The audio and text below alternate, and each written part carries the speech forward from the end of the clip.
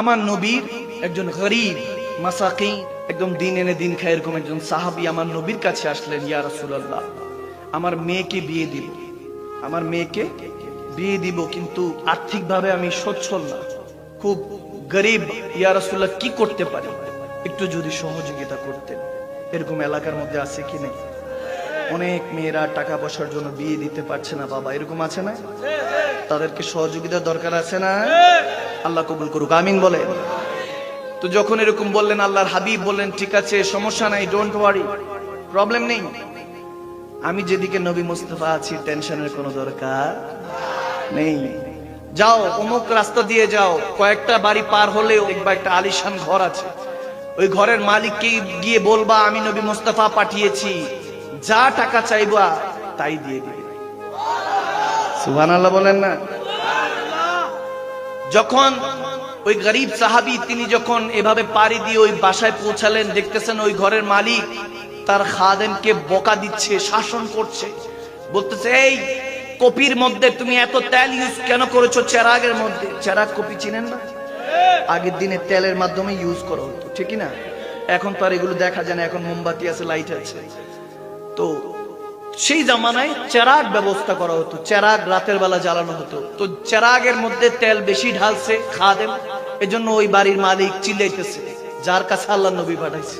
সুবহানাল্লাহ, চিন্তা করতেছে কার কাছে আসলাম, তেলের জন্য যেই বকা, উনি কি দিবে আমাকে দেখা?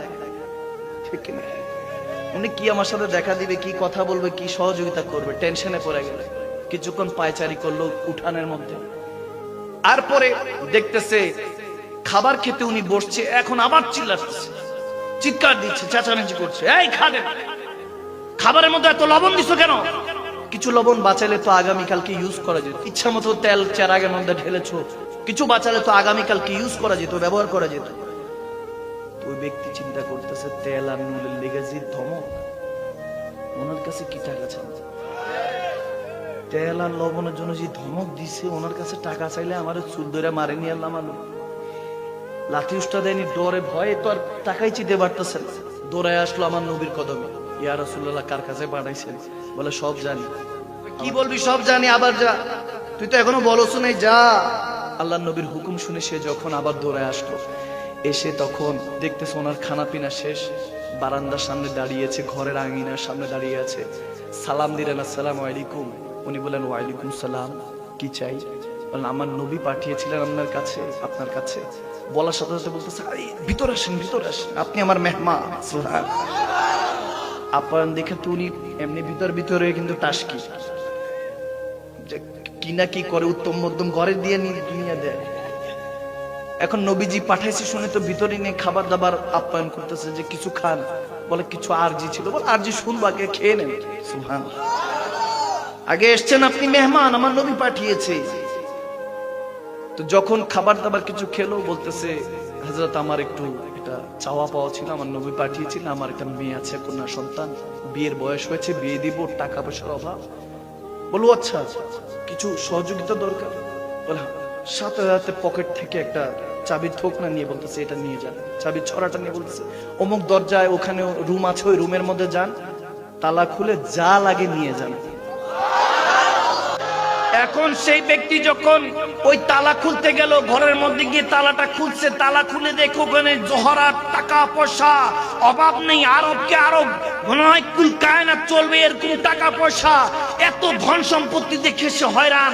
তখন বলতেছে ওই হযরত বলতেছে তোমার যা লাগে ওখান থেকে নিয়ে যাও। ওই গরিব ওই সাহাবী যখন টাকা পয়সা যা লাগান নিছেন, নেওয়ার পর বলতেছে এতটুকু চলবে না, আরো লাগবে। বলে না না আর লাগবে না, যেটুকু হয়েছে এটা দিয়ে আমার মেয়ের বিয়ে হয়ে যাবে এবং কি আমি নিজেও চলতে পারবো। বলে কিছু আরো নিয়ে যান, এটা দিয়ে ব্যবসা করে কিছু উন্নতি করেন, যদি ফেরত পারেন, যদি পান, যদি ব্যবসায় লাভ হয় তাহলে আমাকে ফেরত দিন। যখন এরকম সহযোগিতা করলো, ওই গরিব সাহাবী তিনি চিন্তায় পড়ে গেলেন, তিনি আশ্চর্য হয়ে গেলেন, স্ট্রেঞ্জ হয়ে চিন্তা করছেন যে এরকম সহযোগিতা উনি আমাকে করছেন, যিনি একটু আগে তেল আর লবণের জন্য খাদেমকে বকাঝকা করছিলেন। তখন যেতে যেতে বলতেছে হযরত আমার একটা প্রশ্ন ছিল, একটু আগেও তো আপনি আপনার খাদেমকে লবণের জন্য তেলের জন্য বকা প্রত্যাবদ্ধ করছিলেন, এখন আপনি কেন আমাকে এত সহযোগিতা করছেন? তখন বলতেছে, আমাকে ওসমানে গনি বলা হয়, আমি নবীর তৃতীয় খলিফা। আমাকে গনি বলা হয়, আমি হলাম ধন সম্পত্তির মালিক। এতক্ষণ ধরে যখন বাঁচাচ্ছিলাম, ইন্নাল্লাযীনা ইউবাউনাকা ইন্নামা ইউবাউনাল্লাহ, আমি তো আল্লাহ আল্লাহ রাসূলের কুরবান হয়ে গিয়েছি। আমার ধন সম্পত্তি সবই তো আল্লাহ, সবই তো রাসূলুল্লাহ, সবই যখন রাসূলুল্লাহ, স্বয়ং রাসূল যখন আপনাকে আমার কাছে পাঠিয়েছেন, তখন আমি কেন এখানে কৃপণতা করব? তখন তো বাঁচাচ্ছিলাম আমার রাসূলটা বাঁচাচ্ছিলাম। যখন আমি তেল আর লবণকে বাঁচাচ্ছিলাম, আমার আল্লাহটা বাঁচাচ্ছিলাম, যে আগামীকালকে থাকলে ওখানে ব্যবহার করা হবে। আমি তো আমার আল্লাহ রাসূলেরটা বাঁচাচ্ছিলাম। এখন যখন স্বয়ং রাসূল পাঠিয়েছে, এখন কেন বাঁচাবো? যা লাগে নিয়ে যাও। যখন এরকম বলছে, তখন হয়তোবা ওই সাহাবী এরকম মহব্বতে ইশকে হয়তোবা বলছিল, ये नाज ये अंदाज हमारे नहीं होते, अगर झोली में टुकड़े मुस्तफा तुम्हारे नहीं होते, मिलती हुजूर नाब के दर से भी इस मंगतों की हाँ गुजार नहीं होते। रब है युती, मुस्तफा है कासिम, रिज़्क उसका है, खिलाते ये है ठंडा ठंडा मीठा मीठा, पीते हम हैं और पिलाते ये है सुभान। তাহলে আমাদের যা আছে, জান মাল সব আল্লাহ আল্লাহ রাসূলের। যেহেতু আল্লাহ আল্লাহ রাসূলের, তাহলে এই দুনিয়াদারি জিনিস নিয়ে ঝগড়া করা যাবে, মনে থাকবেন স্যার। এরপরে যদি কেউ কিছু বলে মাফ করে দিবেন, ঠিক আছে? এই দুনিয়া ক্ষণস্থায়ী, এই দুনিয়া ক্ষণস্থায়ী। এখানে শিখতে এসেছি, থাকতে নয়। অবস্থা এখানে শিখতে এসেছি, থাকতে নয়। আপনি আপনার স্ত্রীকে বলুন, মা বাবাকে বলুন, এক রাত কবরে থাকবেন আপনার সাথে। অবস্থা এক রাত থাকবে, থাকবে না। ওই অন্ধকার কবরে একা এসেছেন, একাই যেতে হবে। এসেছেন কিন্তু খালি গায়ে। আল্লাহ তাবারক ওয়া তাআলা কিন্তু যাওয়ার সময় আপনাকে খালি গায়ে পাঠাচ্ছেন না, উলঙ্গ পাঠাচ্ছে না। 3টা কাপড়ের ব্যবস্থা করেছে, সাদা কাপড়, কাফনের কাপড়। হয়তো আপনি নিজেও খরিদ করতে পারেননি, সেটা অন্য কেউ খরিদ করে দিবে। অবস্থায় কিসের অহংকার, কিসের অহংকার? কি নিয়ে যাবেন? আপনি যখন ছোট ছিলেন, আপনার কানের মধ্যে আজানটা অন্য কেউ দিয়েছে। নবজাতক যখন নিউবর্ন বেবি দুনিয়াতে আসে, আজান দেয় কানের মধ্যে মুসলমানের আওলাদের, যে আজানের উত্তরও নেন নাই, যে আজানের নামাজও পড়েন নাই। আওয়াজ দেয়।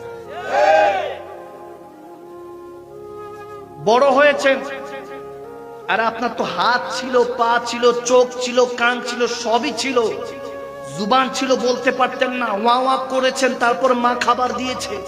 না কান্না করলে মাটাও খাবার দেয়নি। আরে আপনি তো চোখ ছিল, দেখতে পারতেন না, হাত ছিল, ধরতে পারতেন না, পা ছিল, চলতে পারতেন না, হামাগুড়ি দিয়ে চলতেন।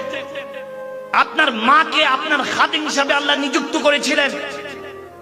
একটাবার অতীতে ফিরে যান বান্দা, আপনার অতীতটা ভুলে যাবেন না, পাস্টে ফিরে যান। আপনার নিজের দিকে চিন্তা করুন, অহংকার ধূলিসাৎ হয়ে যাবে।